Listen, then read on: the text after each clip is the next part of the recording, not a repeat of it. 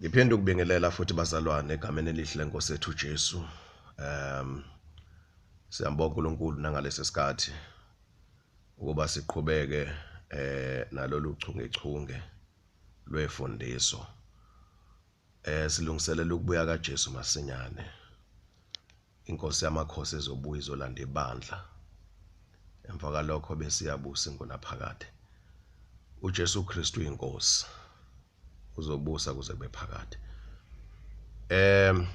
Bazalwane, sibhekile indaba yohlwitho, sabheka ukuthi kwenzakalana ezulwini emva kohlwitho, sabheka ukuthi kwenzakalana emhlabeni emva kohlwitho. Manje sesizobheka ukuthi ke sekuphelile ke lesi sikhathi sempindiselo kaNkuluNkulu emhlabeni labo abazobe besele ohlwithweni. Nasezulwini umakoti wewundlu sekuqediwe yonke iprocess, useyingxenye yasezulwini manje. Useqokiswe ingubo emhlophe linen. Usenikezwe iposition yakhe umakoti wewundlu. Sekuphelile konke. Yini ke manje elandelayo? Elandelayo sithola lapha ku chapter 19. Mhlambe singakafiki ku chapter 19 ukuthi yini ezokwenzeka emva kwalolu sizo olukhulu emhlabeni lapho uSathane nomphiki Christ beast silo ne false prophet kade betanasa emhlabeni. Then uNkulunkulu lethi inhlupho. Singakafiki ukubuka ke lapho kwenzakalani ku chapter 19.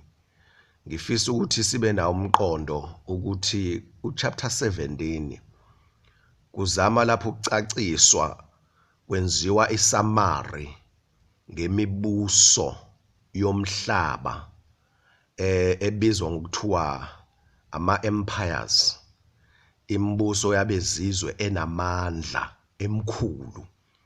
iGibhithe eyokuqala kubizwa ngokuthiwa amakhanda awu7, 7 heads.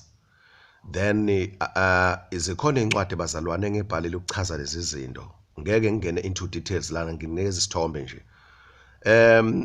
Makuthiwa 7 heads, those are 7 empires. Eyokuqala iGibhithe, esibili Assyria, eyesithathu iBabylon, eyesine iMede Persia, eyesihlanu iGreece, eyesithupha eka6 iRome, eka7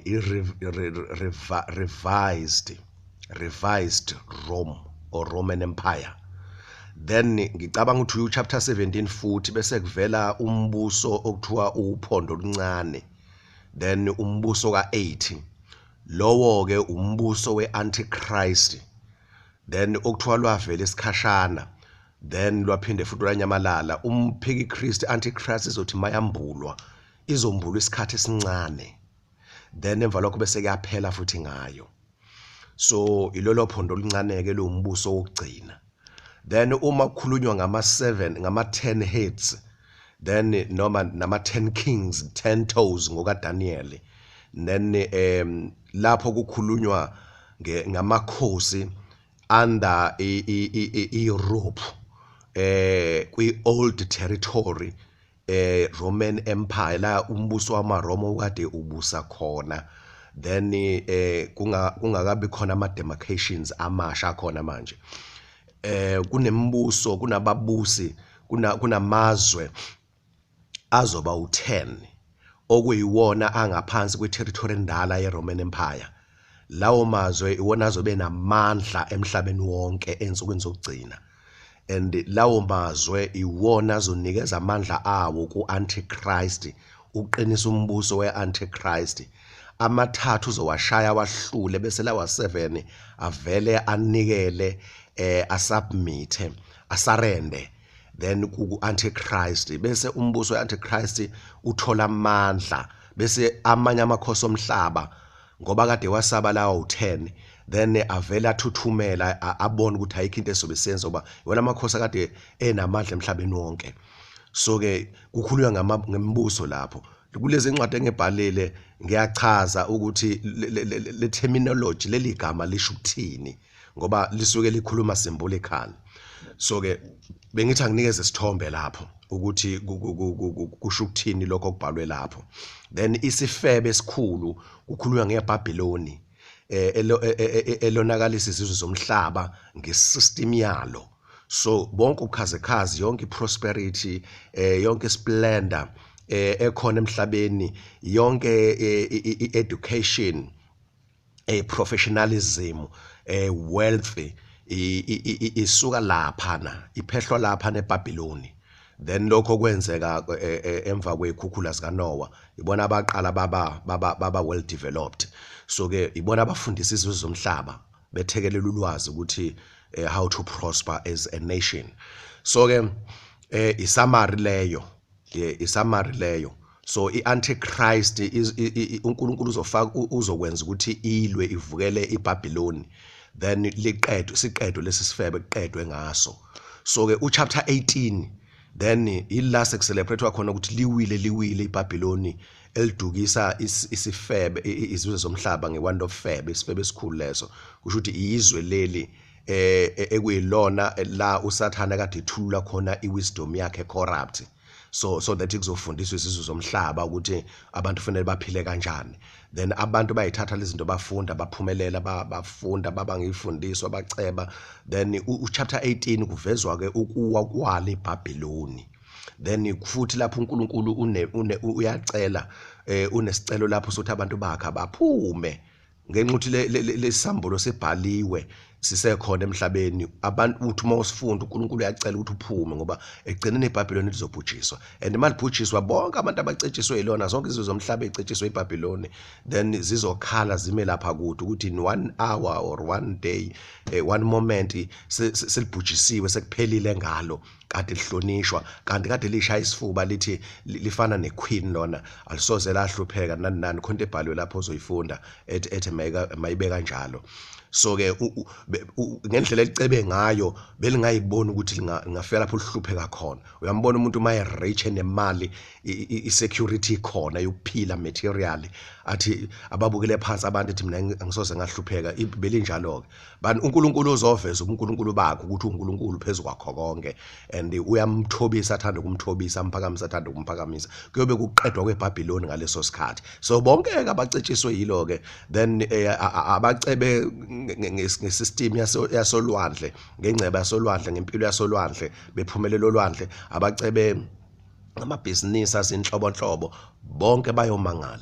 So kubhaliwe lapho ngithi mawehla njalo nakho uzothola inhlobo zemisebenzi akade iBhabhiloni icebisa ngazo izizwe zomhlaba. So ke mase kuphele konke ke lokho ke selule neBhabhiloni, sesivezwa manje isithombe kuchapter 19 la inkosi uJesu umshado ukuthi celebrate izulu ukuthi umshado wekundlu usufikile sekuphelile. Yabona makuthiwa umshado wendlu usufikile ingenxa ukuthi ke lapha na kade ngichaza ukuthi kwenzakalana ezulwini emva kwerapture. Then kuhlanganisa nalokho futhi ukuthi ke umshado wendlu usufikile, ubusisiwe omenyele ezidlweni sewundlu. Mase kuqedwe konke lokho nasemhlabeni sekuphelile, then iwundlu ke manje liyasukuma ligibela ihashe elimhlophe. Then kubhaliwe ufunda isambulo lapho chapter 19 sonke. Then into eyenzakalayo lapho uJesu uyabuya manje uzolwa ke nemibuso yomhlaba ngoba uNkulunkulu useqedile yakhe party yokuyiphindiselela, and kuyacelebratewa kuthiwa lapha chapter 19 ezulwini kuyacelebratewa ukuthi izahlulo zakho ilungile uNkulunkulu, wahlulele kahle impindiselo yakho kulaba abamelana nawe, waphindisela negazi lenceko zakho ezabulawa zikholwa zenza intando yakho ibulawa yilabo abantu abasemhlabeni usubaphindisele. Manje uJesu sethatha ke manje stand sokubuya ke manje njobe buya uJesu sezomisa umbuso wakhe, kuzochithwa wonke umbuso kaSathane emhlabeni, onke amakhosi omhlaba kuzochithwa, kuzobulawa bonke abantu ababe abangama-followers kaSathane nabathatha uPawulu umphiki Kristu. Uchapter 19 uveza lokho ukuthi ke manje kuzochithwa umbuso. uJesu uyabuya manje, ubuya namasosha namabutho nezempi zasezulwini egqoke ezimhlophe zelineni zigibela amasha amhlophe njengaye zilandela uJesu. Mayefika uJesu into uqala azofika yenze, uzofike abambe ibeast, the Antichrist, lo muntu okuyena uzobe idictator la emhlabeni, then uzombamba ephila, uzoyala ukuthi ingelosi yakhe zimbambe ephila kanye ne false prophet. Khumbula ukuthi uAntichrist ulingisa uJesu, njengoba uJesu eyindodana kaNkulunkulu, uNkulunkulu ubuNkulunkulu bukaNkulunkulu buphelele kuJesu. So nobusathane bukaSathane buphelele kulo Antichrist.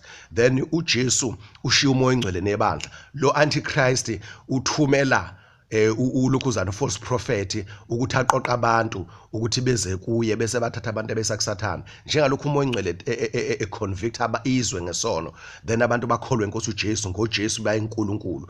So ke uAntichrist no false prophet bazobanjwa bephila ngoba bazobe bengabantu kodwa abanobusathana okuphelele kubo, bayophoswa echibini lomlilo, bona sekuphelile, that's their judgment, bephila bayophoswa echibini lomlilo then forever. Then bese kuthi ke abantu amakhosi omhlaba ekade ihlangene no-Antichrist ne-false prophet noSathane, bona ke bazobulawa ngenkemba ezophuma emlweni kaJesu, kusho ukuthi izwi lelo. Then ke sithola laphana ingelosi imemeza emkhathini, imemeza zonke inyoni zezulu ukuthi wozani nedeleni likaNkulunkulu. Yini idile likaNkulunkulu? Iflesh, inyama, idumbu zamakhosi omhlaba nezamahashi kanye nabagibeli bawo amahashi, nabantu bonke abakhulu nabancane abamukela uphawu, bonke abantu abazobe bephila emhlabeni kade belandela uSathane bazobulawa. Inkosi uJesu izokwenza ukuthi iyacleana manje umhlaba, ikhipha konke ububi, ikhipha konke ukungcola, bonke ababi bayabulawa, idumbu zabo zidliwa zinyoni zezulu. Then ngenkathi uAntichrist no false prophet bephoswa echibini lomlilo, bazolandelwa abalandeli babo very soon. Enkathi uJesu ebulala bonke laba bantu, imphefumulo yabo iyasuka iyahamba eHades. Then uchapter 20 sithola lapho ke manje sekubanjwa uSathane, udrug, inyoka endala, umhlebi uSathane. Then esebanjwa ingelosi kaNkulunkulu eboshwa ngeketango eyophoswa kwalasha, afika avalelwe khona kuzofakwa isikhiye esikhulu okuthiwa isivalo, iseal, then avalele ukuthi angakwazi ukuphuma iminyaka eyinkulungwane. So ke uSathane angeke sakwazi ukudukisa abantu emhlabeni njengoba uJesu esezumisa umbuso wakhe nje manje, then ayikho imbanga ezoba khona ezombangisa. uJesu azokusho kuzokwenziwa emhlabeni for 1000 years kunjengoba kunjalo. So bonke abantu bazosubmita kuJesu, bazosurrender kuJesu, bazozwa ngoJesu for 1000 years, uSathane ebushiwe evalelwe. Then ke uma kuphela 1000 years uJesu uzobusa. Laphana ngithi nenixolele noma Isaiah chapter 9 mangakhotha kahle nenixolele, la kuvezwa khona ukuthi uJesu he is the King of Kings, the kingdom shall be upon his shoulders, he is the faithful, he is the everlasting Father.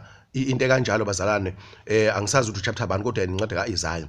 So ngicela ukuthi uma uyifunda lo ncwadi leyo, uJesu njoba ethi kuthiwa nje he is the King of Peace, then umbuso wakhe uzoba umbuso wokuthula for 1000 years. Kungekho ukulwa, kungekho icorruption, kungekho injustice, ukungalungi, kungekho ungathembeki, kungekho ukugula, kungekho ukufa for 1000 years. Kuzobe kumnandi kubuswa. Then abantu abanatural, abanenyama negazi, bona bazohlungwa. Ningixolele futhi mangakhothanga kahle, ngisazi uma uMathewu chapter 25 yini la kukhulunywa khona ngokuthi kuzoqoqwa abantu ngapha ngaka right izimvu, ngakwa left imbuzi, uJesu ahlunge bese ethi kulabo ethi nina ngangilambile nangipha ukudla, ngisejele nangihambela, ngangigula nangihambela, ngangihambaza nangembathisa, bese bethi inkosi kwakuyini lapho usikubona khona, bethi mani kwenzile kulokhu kulaba abancinyana abafowethu nekwenze ikimi. Obani abancinyana? uIsrael ozobe hlushwa with great tribulation, ibandla selihlwithiwe. Then ngenkathi ngesikhathi se-triple 6 ungasakwazi ukuthenga nokuthengisa ungenalo uphawu lwe-triple 6 likaSathane, then uIsrael wona ngeke balithathe lelo phawu. As a result bazohlushwa kabuhlungu, bantule ukudla, bangabi nakho ukudla enxuthi abakwazi ukuthenga. So ke labo bona bazobe bena access ekudleni then bekwazi ukuthi bathola ukudla, bathola indlela yokuphila, banakekela uIsrael, uJuda ungabafobo bakaJesu abancane from the whole world. Isizwe soIsrael, insale kwaIsrael izobe few emhlabeni. Laba bazomnakekela uIsrael, bamupha ukudla, bangamsoli ukuthi yena akalithathe ngani uphawu.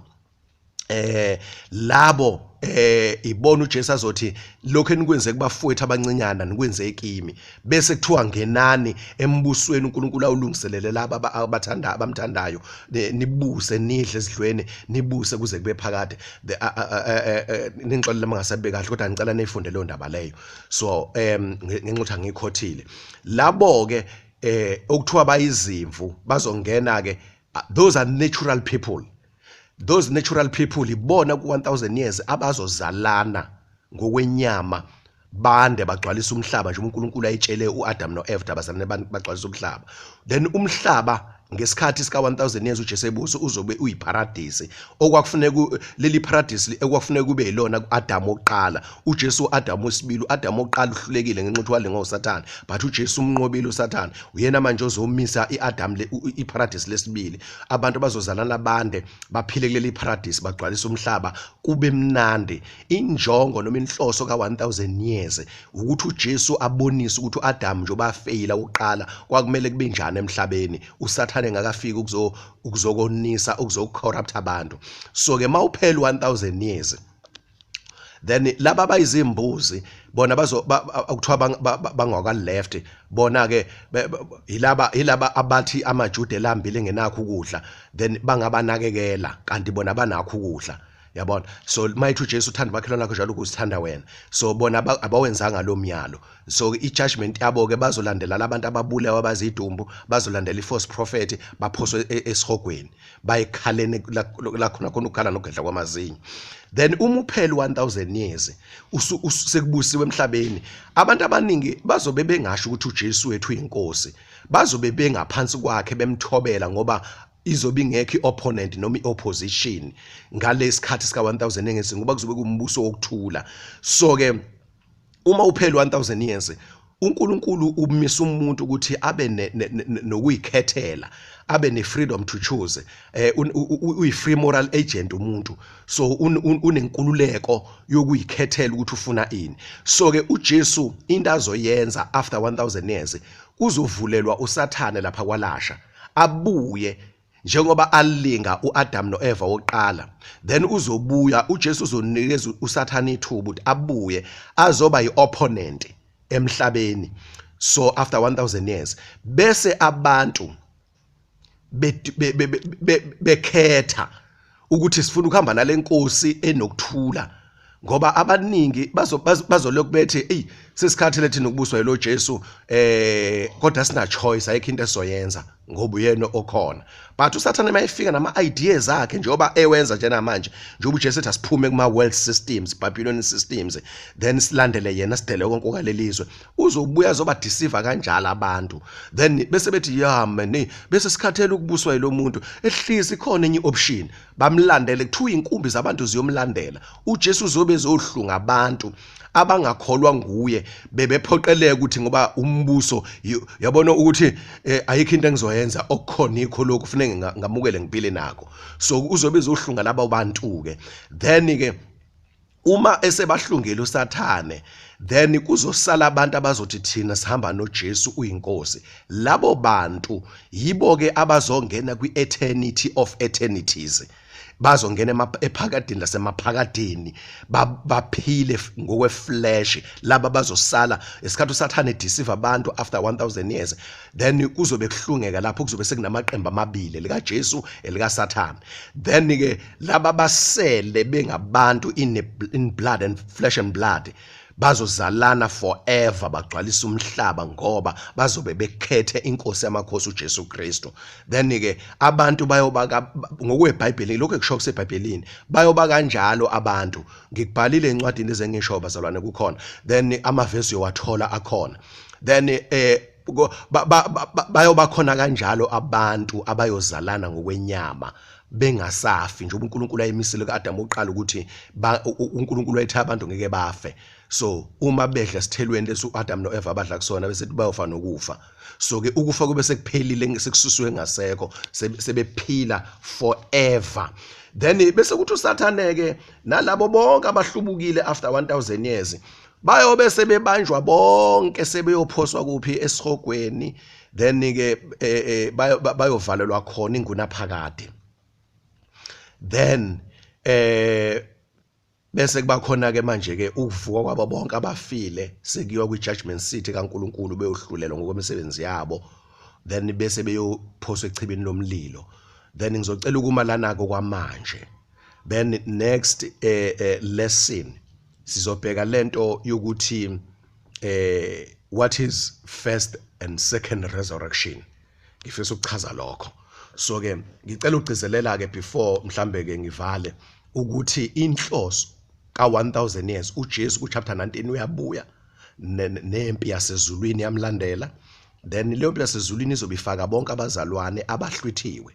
Labo abazalwane abahlwithiwe bazobusa nenkosi uJesu for 1000 years. Then kuzobe kuumbuso omnandi. Lo mbuso uzobula emhlabeni. USathane evalelwe, amadimoni evalelwe, kungekho ubumnyama, imisebenzi yobumnyama, imisebenzi yobubi, kungekho ncithakalo, kungekho nkohlakalo, yabo kungekho sono, kuzobe ku perfect, umhlaba uzobe ku perfect state. So ke nje uJesu babulele bonke laba ekubuyeni kwakhe wavalelo Sathane, then abazosala abazobe bethobela yena kuphela abe inkosi yamakhosi. Ngaleso sikhathi ngenkathi uNkulunkulu eletha these plagues, punishments emhlabeni, umhlaba uzobu upside down uma bheketwana umhlaba. Then ke umlilo uNkulunkulu uzowulethela lokho ukushisa yonke lento emfucuza garbage engasadingeki. Then kushiswe yonke into. Kanti mofunda iBhayibheli sona esambulo ngithi chapter 6 kuthi uyintaba ziyancebekala. So ke ilanga, inyanga, inkanyezi, intaba, ulwandle, umhlaba, ivegetation lokho kubuhlaza, itshalo. Uma ufunda isambulo chapter 6 chapter 7 khona ingilo sezothunyela ukuthi izophazamisa konke lokho. Chapter 8 chapter 9 lezo nhlupho kuzophazamiseka inature. So kusho ukuthi umhlaba nje uzubungaziwe, uzubumagebhugebhu, maqebuqebhu, i-earthquake ngapha kuzamazama umhlaba.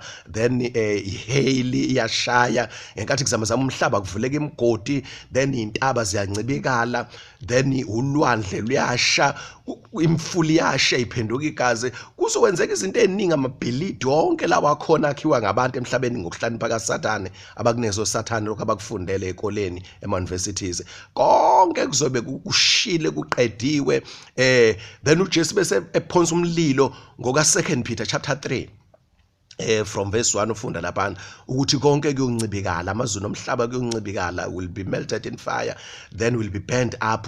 Kuzosha konke. That's a cleaning. uJesu uzobe uclean umhlaba, eyopheja isono ngapha spiritually, ngapha physical, uyawucleana, uprepare ukuthi uma sefika azoqala iorder entsha, isystem entsha. Then nezinto ezifresh uzoqala umhlaba manje. Then lezi zinto abesibona ayisekho, lamabhilidi esiwabona wasekho. Then uchapter 21 isambulo veza ukuthi ulwandle lwanyamalala, yabona. So makunyamalala ulwandle kuzoba nesystem entsha yamanzi, ngoba amanzi amadala nemfula emidala nemithombo emidala kade kuJesu uNkulunkulu kwafaka igazi, yonke into ibe corrupt. So ke kuzoba nemfula emisha yokuphila, nehlahla ezintsha, namafruit amasha. Then kusho ukuthi ngamamazi kubuyelwa kulento yeEden laqala. uJesu uzobuya nematerialism yakhe. So even isystem ye-transport izoshintsha, isystem yemali izoshintsha, yabona. So isystem yamabhizinisi izoshintsha, uJesu uzo-introduce yakhe entsha. Ingakho ke bazalwane kuthi wasitele konke njengamanje, because lokho kukhona ku-corrupt.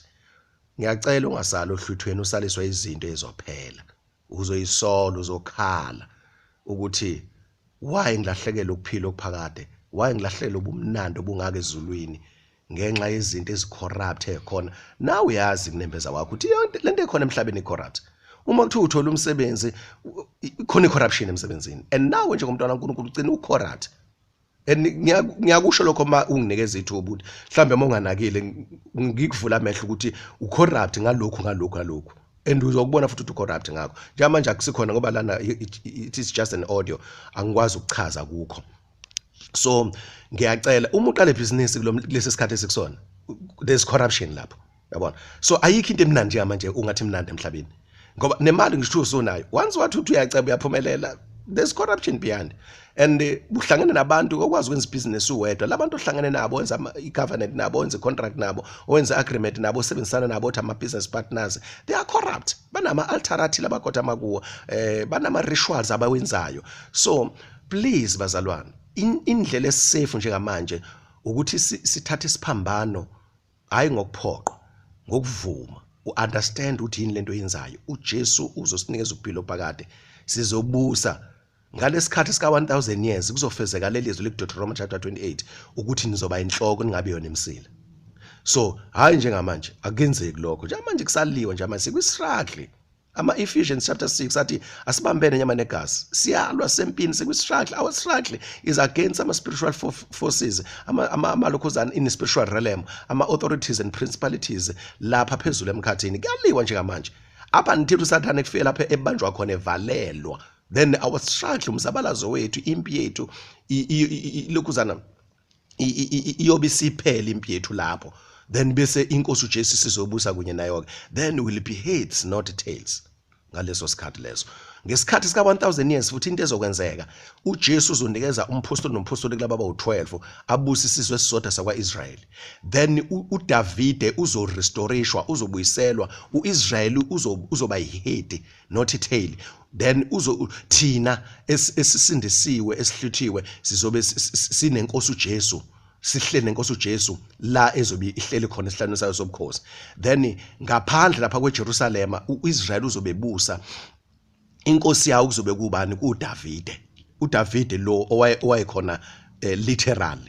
Then kwaIsrael uzobuyiselwa esihlanu sakho sobukhosi ayobusa khona forever. Then bese kuthi zizoba khona izizwe zomhlaba lezi eyingene izikhathi zinakekelwa Israel nje bade ngichaza before ukuthi laba abenza okuhle banakela abancinyana abafowabo bakaJesu. Labo abanye babo bazathathwa kulaba kuthiwa abezizwe abangekho ngaphansi kwesizwe kwaIsrael ngokwegazi. Bona ke labo yibona abazokhiqiza izizwe zomhlaba. Lezo zizwe zomhlaba zizobe zingama tails, zimsila, uIsrael eyihead. Then thina sizobe singababusi kanye nenkosi uJesu, yabona. So ke lokho engikushoyo kusezwini kaNkulunkulu kuseBhayibhelini. Injongo noma inhloso ke ka 1000 kuzobe kuyileyo bazalwane. Ngiyabonga ke inkosi yomusa sibusise egameni likaJesu. Amen.